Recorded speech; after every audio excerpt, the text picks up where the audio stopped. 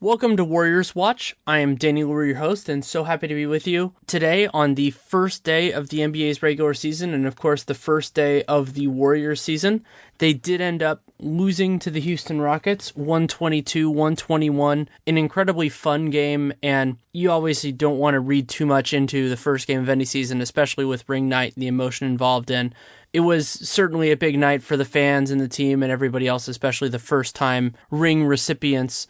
And to talk about it with me is Adam Lauridsen. Lauridsen now, we cracked up a little bit beforehand. He's now a former blogger because he's not writing anymore, but he will be hopefully a frequent guest on this show. Those of you listening to Locked On Warriors last year will be very familiar with him as a guest. And he and I talked for about 25 minutes on this game and what it means moving forward. Thanks so much for coming on. Thanks for having me. The peril with an opening night game is always to read too much into it, and we don't need to do that. You and I have both been through this far too many times, but you can still get takeaways from a game like this, and we'll start with that. What were your biggest takeaways? Losing the defensive player of the year hurts your defense. That was the big takeaway for me in the fourth quarter. Without Draymond on the floor, they looked like a different team defensively. Setting aside all of the sloppiness, all of the conditioning issues, all of the wacky rotations, the one takeaway that is more significant after you get out of the initial games of the season is that this is still a team that struggles to defend at an elite level when they're missing Draymond Green to hold it all together and to make it all work. Yeah, that is a really good point. And it's a challenge with the Warriors. They have a lot of good defenders. Remember, they were also without Andre Iguodala in this game, which would have provided a more stable foundation, especially with the way the Rockets play. And that's not to be an apologist or anything crazy like that. It's just something to note. But yeah, I mean, it was a noticeable difference when Green was off the floor. And we don't know what exactly the injury is. I think Warriors PR originally had it listed as a strain, and then Kerr described it as a tweak. But either way, he is an important part of this team. It's way too premature, given anything we've heard, I think, for people to be worried. Green was putting weight on it afterwards. He walked out of the locker room without a brace or anything. But it is just a reminder how the Warriors are a finely balanced machine, and you take one piece away, it does have an impact on this team, even with their amazing depth and the incredible skill that they have. So we've said it before on these podcasts that injuries are the wild card for this team. So you just hate to see anyone be in potential risk. You want everyone to be healthy. Obviously, this is a small sample size theater, but the Warriors allowed 103 points per 100 possessions against the Rockets with Draymond on the floor, and Houston looked good for a lot of that 103. Without Draymond on the floor, 128.7. Yeah, just looking at the shooting percentage, fourth quarter, they shot 56%.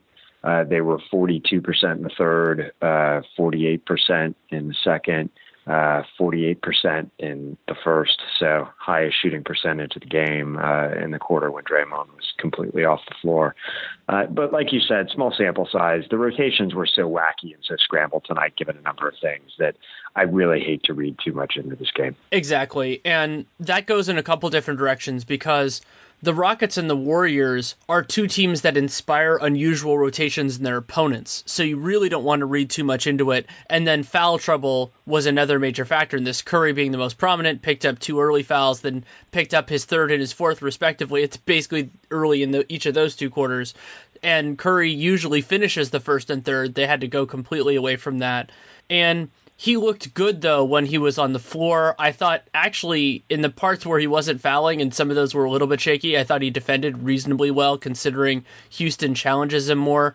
And, when the offense was humming, it was absolutely incredible. Yeah, there were moments in the first quarter where it was electric and everything was clicking. Everybody was in the position that they were supposed to be. Clay had some great moments early on. Nick Young, who we could talk about in a minute, had some great spot-up looks.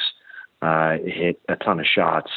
So there's plenty to be interested in. I think even Kerr's trust in Jordan Bell early on, putting him in those early minutes as the first big off the bench, he's looking for Bell to be the big who can defend the pick and roll because it's not McGee at this stage. West can do some of it, but against a quicker team, West has difficulty, as we saw tonight. So there's a role immediately for Bell on this team if he can live up to it and sort of play above kind of the rookie jitters that we may see. I asked Kerr about that after the game, and whether it was matchup dependent or whether Bell had really supplanted JaVale and maybe a few other guys in rotation. He clarified that no, it was matchup dependent. And what was intriguing to me about the way that it happened, a lot of that was due to Green's injury, was I thought Jordan Bell had stepped into the James Michael McAdoo role of kind of like when they didn't feel comfortable with the traditional five, but he ended up kind of sliding into JaVale's role, and then they used Kevon Looney in that spot, who had a couple of decent moments, but overall, I think that's a miscast for Looney. That said, I understand why the coaching staff went with Looney to a point late if they felt like they had to go with a big,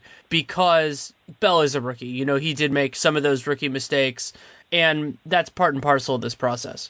Yeah, and don't rule out conditioning as a factor here, too. By the fourth quarter, given the short bench, given the way the rotations had been blown up, they were just looking for guys who had fresh legs. And Looney came into camp in pretty good shape. He's been quick. Like you said, he did provide a mobile big man who could help move around out there and be more active.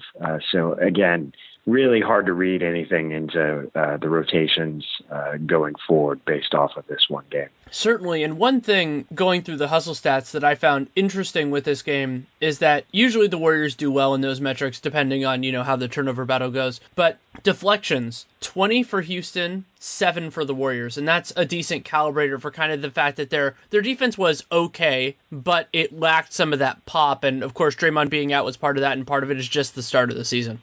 Yeah, the defense looked, at least just to my eyeball test, I haven't looked at the numbers that deeply, it looked a lot better early in the game. They looked like they were rotating more crisply, and they were kind of getting into the passing lanes for the Rockets. But then it looked like the Rockets sort of figured it out. They started getting penetration. The Warriors were sloppy on some of their movement. They left the lane open a few times. Kerr was visibly frustrated, took some timeouts off of those situations. There's a lot of integration that they need to do, particularly if they're going to give Nick Young major minutes or if they're going to rely on Jordan Bell to be the person who closes the door by the basket. Those are two pieces who aren't used to all of the defensive adjustments, who haven't played at a defense with this level of sophistication. So that's going to be something to watch in the development. I'm optimistic both can do better and can live in the role. Bell in particular, I think, is going to be a good defender once he gets used to how the Warriors rotate.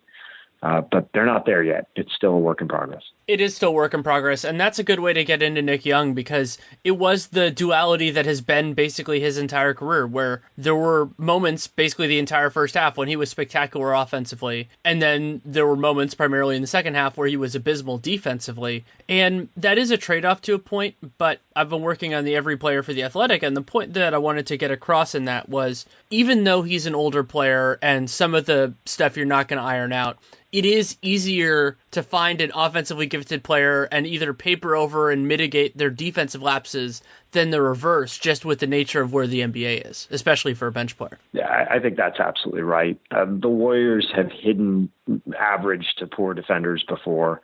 When Draymond is out there, it's much easier to hide a bad defender. When Andre is out there, it's much easier to hide a bad defender. Where the Warriors really ran into trouble is when they didn't have Green or Iguodala.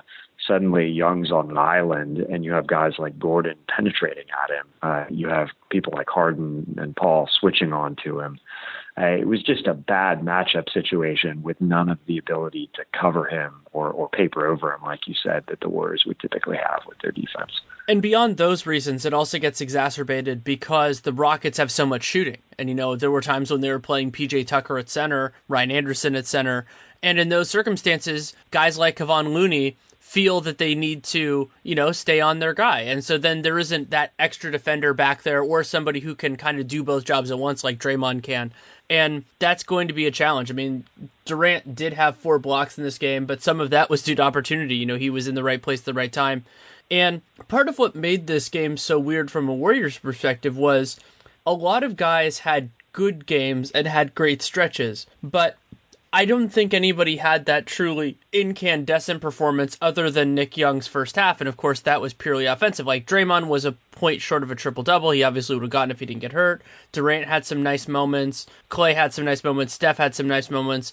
But it wasn't that. It was more of a team performance when it was singing rather than any individual.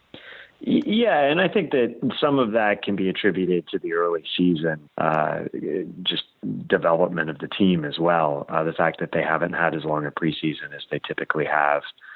They haven't been able to run themselves into the shape that you would expect. Guys are probably getting winded still at this point. The Warriors had a shorter season given the travel in their exhibition season than all the other teams, and I know Kerr was worried about their conditioning coming into it. So I think that you're going to see them be episodic for a little while. They're going to have bursts. They're going to show flashes, but maybe they're not going to be able to put it together in the way that we came to expect last spring when they were such a well-oiled machine.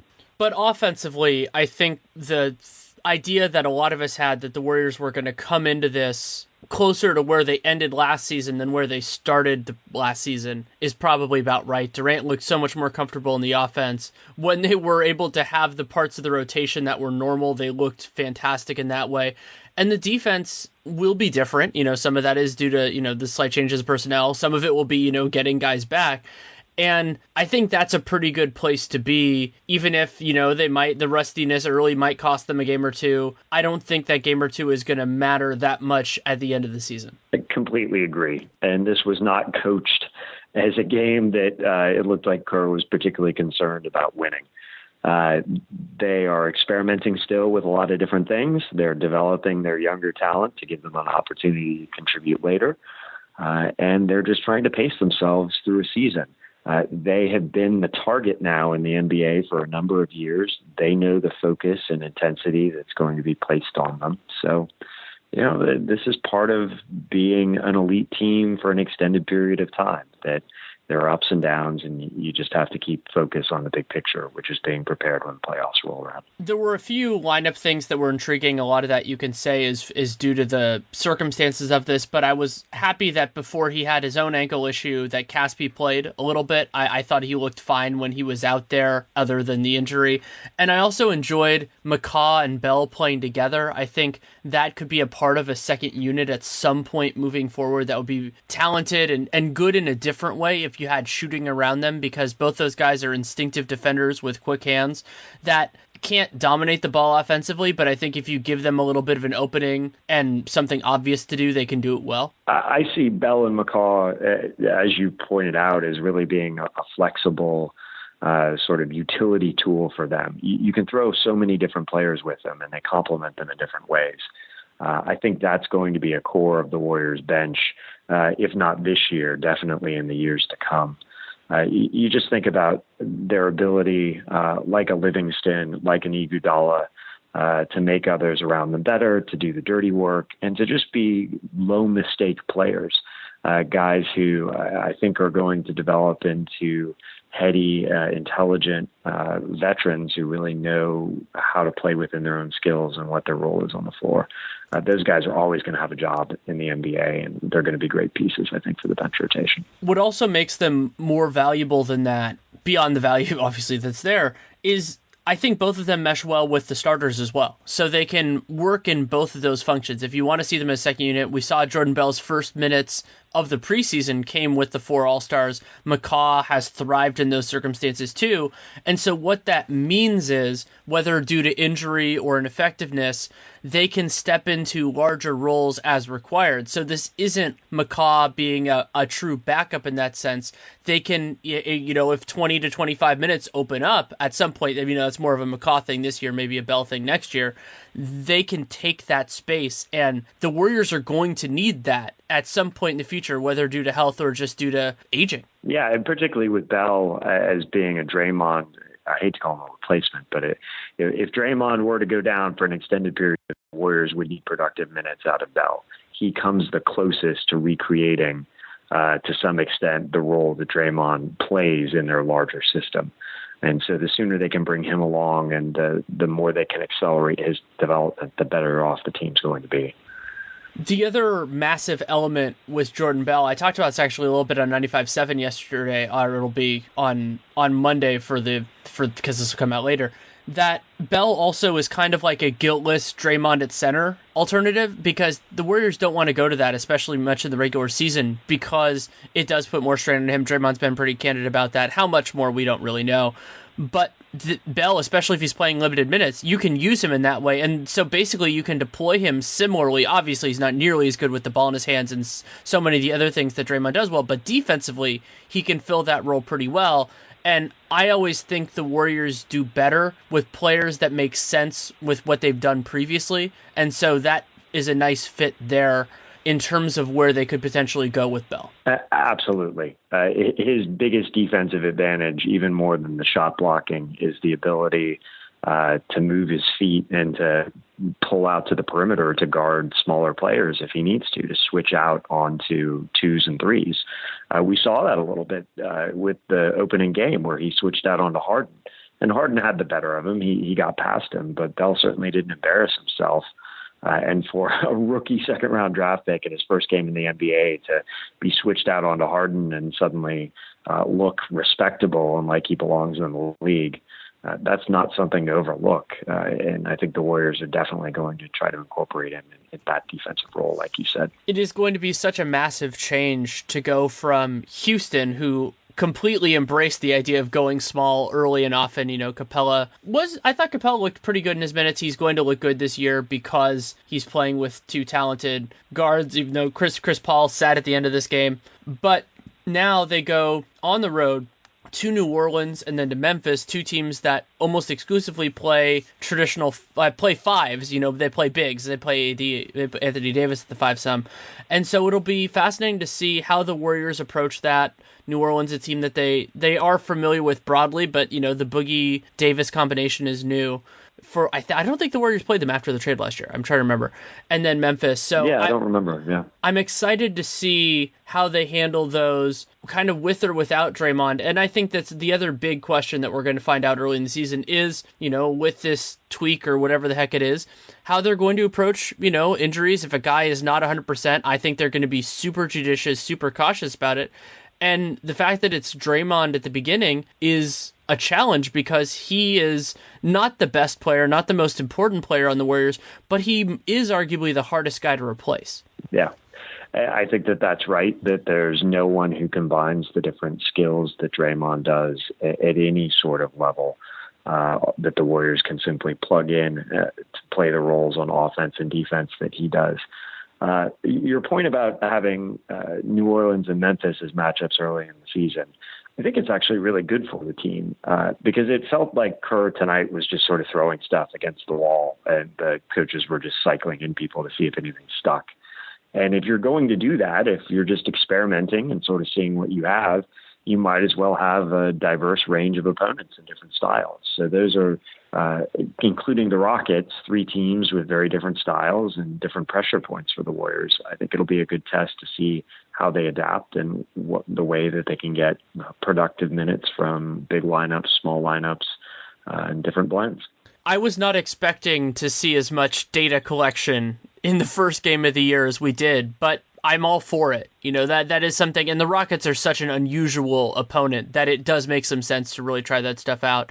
And kind of the last thing I really wanted to discuss with you was Kevon Looney is still, because of the new change in the process, it's about 2 weeks until the Warriors have to make a decision on his fourth-year team option. And so basically that would be for next year's salary. Did tonight change how you're feeling about that, and how are you feeling about that? I think that they are going to exercise it just because I think that there is enough serviceable skill there and his work in the offseason to show that he's willing to come into shape and remake his body and really try to physically be a complete player, a healthy player. I think that that's enough to probably get him one more chance with the Warriors. I don't see high upside there, but it's such a low cost at this point at the end of their roster. I think that they probably give him a run. I don't know. What do you think? I'm about the same. There isn't any opportunity cost in terms of just pure flexibility. He obviously would cost more money just because everything matters, and they're not going to be in the repeater tax next year. So it is a relatively low-cost option. However, they have been pretty cost-conscious, broadly speaking. I mean, that was presumably part of the pitch to get Durant to take less money. And it's hard to see where Looney fits in on a team this good. Now, I could totally see, and this is what I would have been pushing if I were Myers, but it obviously takes two to tango, to see if another team would be interested in him, just because a roster spot on the Warriors is higher expected value than on other teams because guys are willing to come for the minimum. Now, on, let's say, Indiana, they have lots of bigs, but, just a team like that maybe sometimes, they have Damian Wilkins got one of their roster spots. Like, a team like that, you can afford to have Kevon Looney and see if he can become a piece that's valuable for you. Yeah, he's just insurance for us. I don't think he's going to be a player that in a ideal world and an expected world is going to have any big impact on the team. So if Myers can flip him into an open roster spot where you maybe can get a veteran who is going to be a more likely contributor, absolutely, you should consider that. But given what we've seen from Looney and all the question marks over his health, I'm not sure if there's going to be a really robust market, even if the Warriors enter a fire sale situation with him.